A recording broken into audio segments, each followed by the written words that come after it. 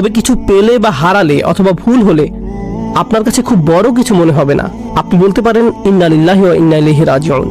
নিঃসন্দেহে আমরা আল্লাহর কাছ থেকে এসেছি এবং আল্লাহর কাছেই ফিরে যাব। মোট কথা, আপনি সহজেই শান্ত থাকতে পারবেন। এটা ঘটবে যখন আপনি আত্মস্থ করবেন প্রথম শিক্ষাটি।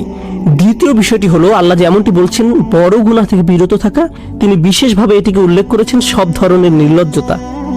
নির্লজ্জতা কি? আপনার উত্তেজনা এবং আবেগকে নিয়ন্ত্রণের অক্ষমতা। আপনি উত্তেজিত হলেন, তা প্রকাশ করে ফেললেন। আপনার কোনো কিছু দেখার তাড়না জাগলো, আপনি বিরত না থেকে তাকিয়ে থাকলেন। আপনার কোনো জায়গায় যাওয়ার জিদ চাপলো, আপনি না পেরে চলে গেলেন।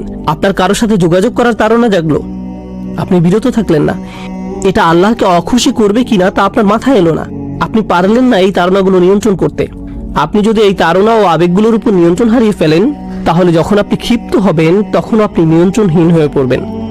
তাই যে ব্যক্তি নির্লজ্জ তার নিজের মেজাজের উপরও নিয়ন্ত্রণ নেই, কিন্তু যে তার লজ্জা সামলে রাখতে পারে এবং আবেগ নিয়ন্ত্রণ করতে পারে, যা কিনা আরো বেশি শক্ত, কারণ আমাদের সবারই উত্তেজনা আছে, আমাদের সব সময় তা সামলে রাখতে হয়।